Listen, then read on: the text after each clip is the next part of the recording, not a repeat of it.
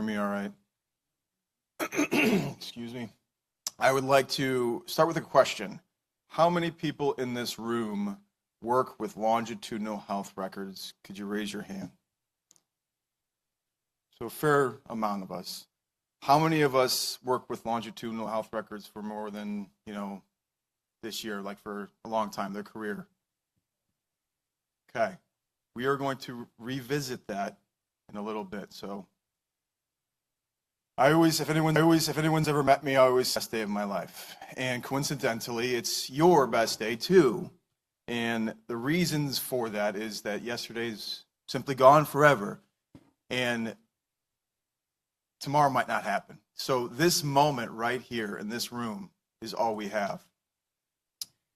And I got this re-education, the Carpe Diem philosophy, in a bit when I describe my personal experiences. But my name is James Cummings, and I live in Fairfield, Connecticut with my 3 children and my wife. I have a former life as a digital designer and product developer, and I have an advanced degree as a human on the planet. So in 2019, my son Thomas was born, and Thomas was born with a congenital genetic disease called diamond black-fan anemia, and treatments include stem cell transplants and blood transfusions and some steroids. He's autistic and severely intellectually disabled. And I never thought I'd be one of these parents, you see him walking around and you're like, God bless me, thank God that's not me. And then what I quickly realized is that this is not unique to me. It's not unique to rare disease patients. It's not unique, some blessing that I got, or curse that I got, or blessing I got, is what dictated whether or not I was ill or had to face mortality. We all have rare diseases. It's not an if, but when. So there's no escaping that we are going to expire on this planet. It doesn't care your health and mortality about your religious beliefs, if you're atheist, if you're a Republican or you're a Democrat, if you're rich or poor. We are all on that same health and disease spectrum. We are all rare diseases. And I know Maria said, I don't want to hear everyone say we're all patients, but in this sense, we are, whether you know it or not, we are just visiting this planet. So what I think about how the spectrum of where we're all bound together and what we can attack these challenges of healthcare and what we bring to the table, and we've all experienced this in our life in the sense that providers have a problem. They have conflicting time restraints. They don't have enough hours in a day to see their overworked patient loads. They have their own personal lives, and they have a real limit in how much they can spend time with us and how much they can dedicate to our personal health journey. And there's a conflict of interest. They are fear malpractice. They do have a fiduciary duty to their employers. So, a provider is a business. A practitioner is different than a provider, despite still having to work for that institution. And there's a potential for obsolescence of education. 80% of what is taught in medical school for a seasoned 20-year veteran is potentially obsolete. So there is a Venn diagram that the provider sits outside that. So how do we attack this? And the reality is that consumers have wholly aligned intentions and ample time to think about their symptoms and their disease. Despite not having medical education or experience, there's valuable energy in their brain power and valuable energy in the 24 hours in a day. So what is the role of the consumer? Well, we have to maximize our time between encounters so we can leverage the people with the education and the experience. And how we do that is we have access to every piece of medical information in a medical school. We have PubMed, we have the internet, we also have citizen scientists. We can learn from other patients. I think one of the biggest disruptors that I felt while Thomas was in the hospital to get myself up to speed on rare congenital genetic hematological diseases was Facebook groups. And of course, we have this untiring 24/7 medical assistant that is the most disruptive tool that a consumer has at their ability is AI. There's not a example that we don't hear every week of a consumer taking their data and plugging it into a large language model like Claude or GPT to find a misdiagnosis or to find a better treatment option.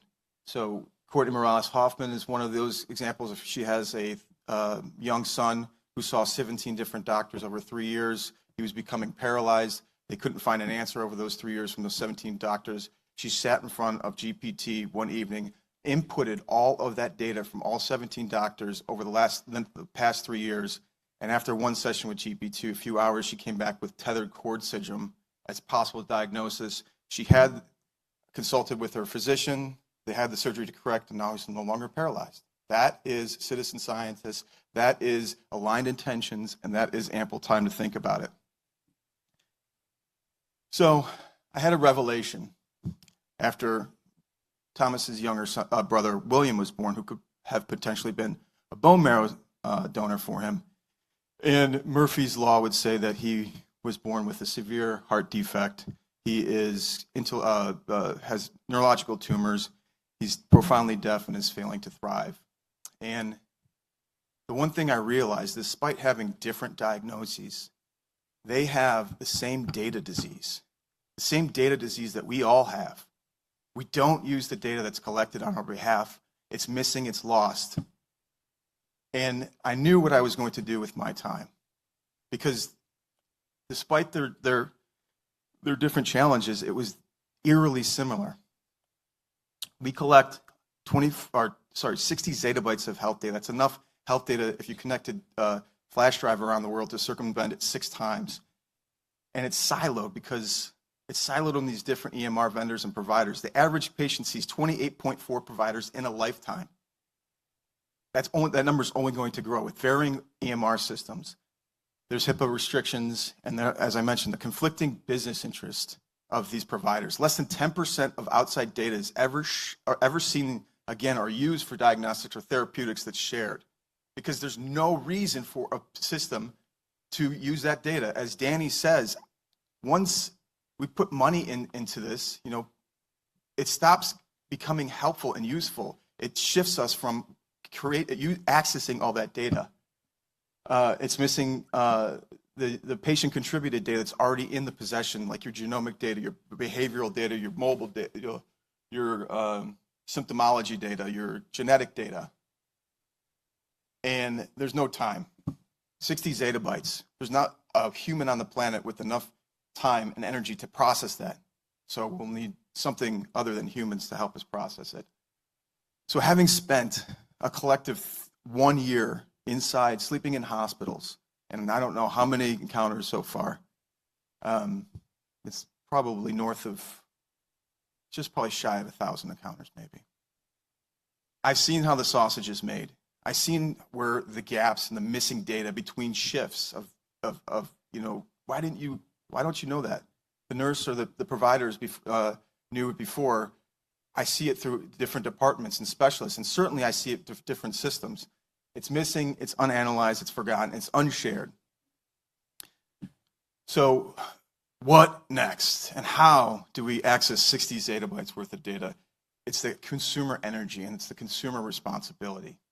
And it starts with that clinical data and starts with the consumer at the center. So 28.4 different providers as we start to see increase in quantitative self, and we see the genomic data and the data that is already in the custodianship of the consumer included into that: exercise, diet, family history, wearables.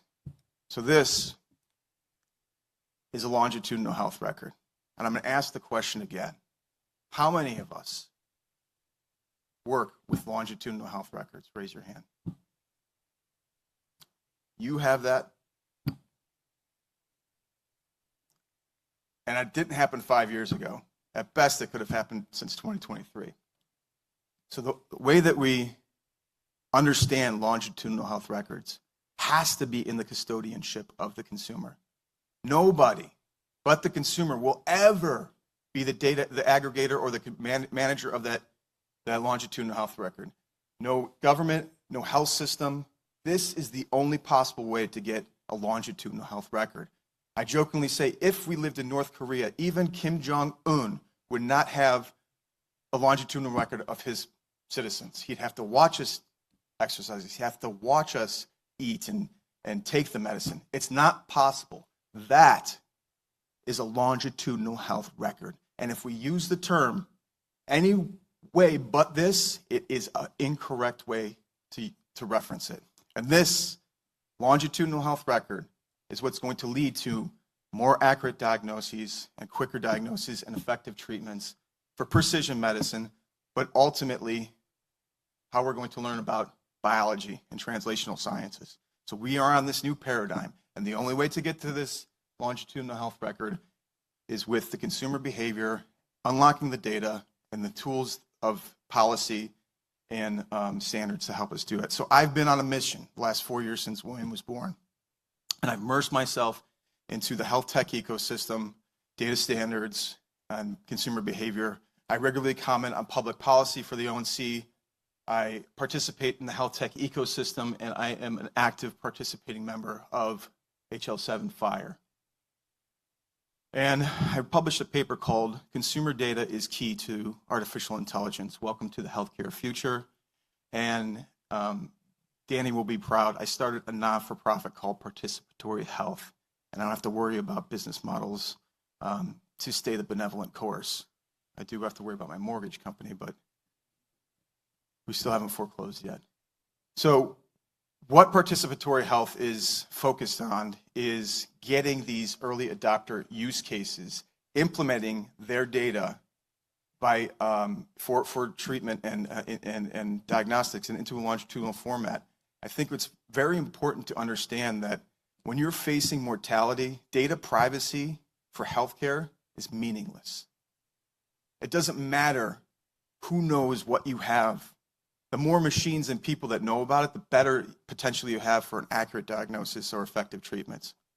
So participatory health is looking at rare disease communities as an optimal opportunity because they understand that they don't have medical education or experience, but they have a role to play because there's not a bunch of people, not a bunch of money working on their behalf. So they're thrust into this participation, and they often participate in registries, and their data privacy is non-existent, and they want to contribute any way they can. So there's this army of participants.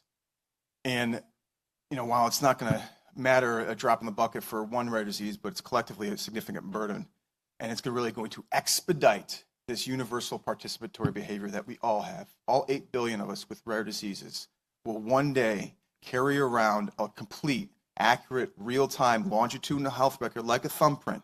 It will either happen 10 years from now or it's going to happen 100 years from now.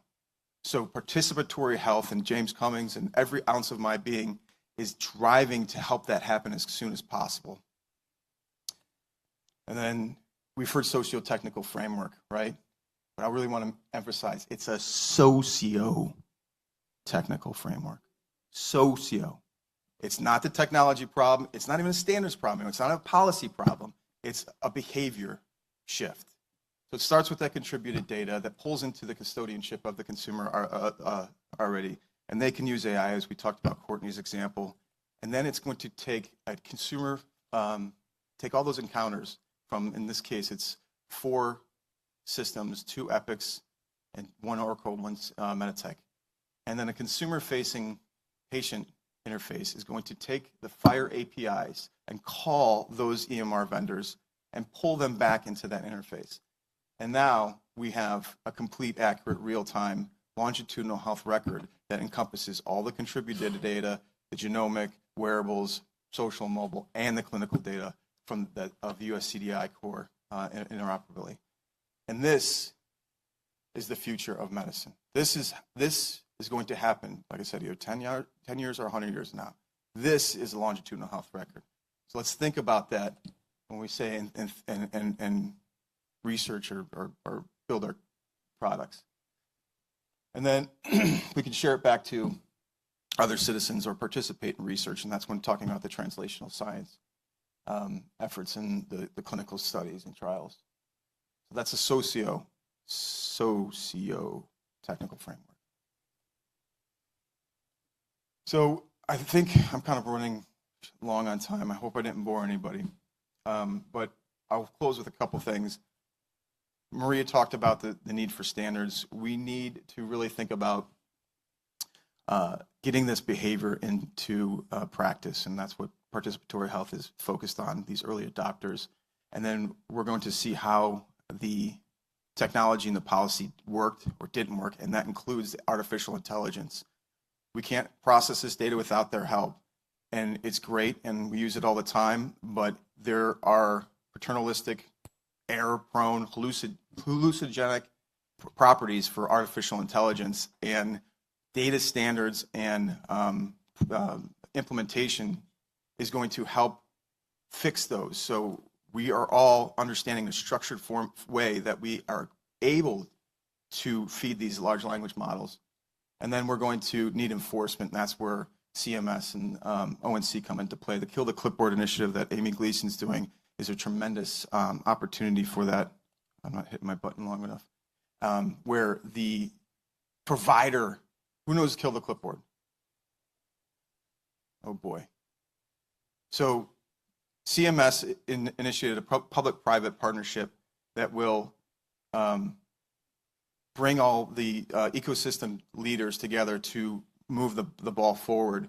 And Kill the Clipboard is one initiative where we're going to expedite the patient intake, but it's really a lot more than just patient intake, removing the questionnaire in the waiting room.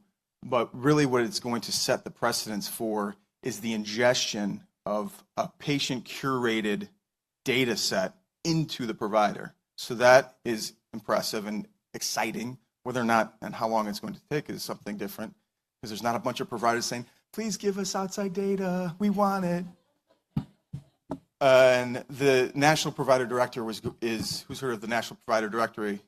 That's another CMS initiative that is including the FHIR endpoints in that directory. So if you don't have a working FHIR endpoint or maintained, it can innumerably measure to whether or not you get paid. So that's part of that enforcement. And then ultimately we're going to need new policy and data standards. And I'm going to close with this one thing, and it's a question that I ask for the last 4 years. Kind of gives me an understanding of who I'm talking to and how they think. We're on this unstoppable future.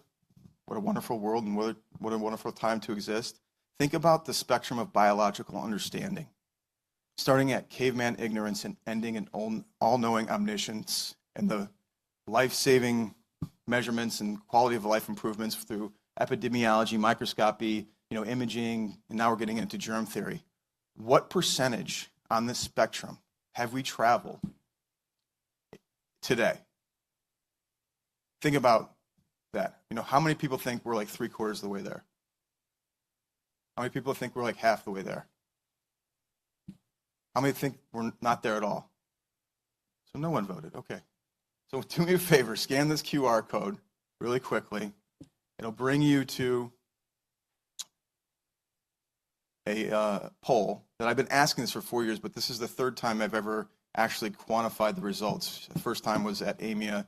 I just did it again at Dev Days, and now I'm doing it again. So I'm really curious to see what some of the answers are. And it's interesting that nobody raised their hand when I said we're 3/4 of the way there.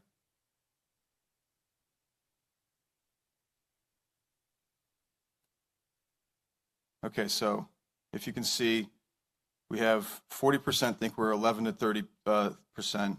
We have 20%, 31 to 60%, and 25 over 60%. I saw more hands for less than 10%. And the reality is that's where we are. We are probably just learning to crawl. There's more that we don't know than that we do know. And as disheartening as that is to think and hear, the reality is that we can magnify or expedite that by a significant measure in a single generation by double or 10x. And the way that we're going to get there, and the way that we are, first need to get our head wrapped around there's more that we don't know than what we do. But the pathway is through consumer behavior, unlocking the data, and the machines that are going to help us process that data. So that is going to bring us to a new level of plateau of understanding. So thank you so much. I'm sorry for running long, Yuri. If you'd like to get to know me, that's my my website. I think that's a donate link, so feel free to leave a couple bucks. James, thank you for your life story and the vision. It's not all my life story. There's plenty more. So far. It's in the vision you shared. I'm wondering if you are being needlessly provocative when you say that only things that include all of those items count as longitudinal health record. I mean, as a thought experiment, I could always name 17 other data types that you didn't include. Like, do you have methylation data? Well, if you don't, that's not a longitudinal record. I think that a lot of us who've been working on longitudinal data understand that the data that we work with is incomplete. And in fact, I would argue they can never be complete because the number of things that are available out there in the world to be measured is potentially infinite. We have to make choices about what models we have. So, I mean, I'm thinking about a paper that Stephen, Yuri, and I wrote a while ago on multimodal data in registries. And I think we acknowledge really clearly that we're trying to build something from incomplete data. So I understand the point you're trying to make, which is, and if you allow me to try to paraphrase you, is we have a capacity to do so much more than just EHR data. And I think there you'll find wholehearted and full-throated agreement. But it feels like a little bit distancing. It's like, dude, no, we've been working with longitudinal data for a long time and know quite a lot about it. So, just want to share that reaction with you because I want to like embrace you and say, yeah, man, let's go. But that one part is making me a little hard to connect. So, I apologize if I made anyone feel like their life's work was in vain. That's not my point. And I'll have to go back and have some self-reflection on how I talk to people again. But what I mean to say longitudinal health record, right? It is a entity. It's this thing. Now, certainly we can grab every piece of data about any clinical setting or whatever we're trying for and bring it into a central location, repository. But then that's it. Tomorrow, what happens? Well, we're collecting health data. We're collecting health data as we sit in this room right now. So it's moment in time longitudinal health record, or it's not really interoperable. It's not up to date, and it potentially could not be accurate and potentially could not be complete. So the longitudinal health record means that it starts and it ends. Well, it doesn't end until we die. So what happens between the time that we aggregated that data and we die? So the only way that we can maintain the completeness and the real time element of a longitudinal health record is in the custodianship of the consumer. They have to manage this. Thank you.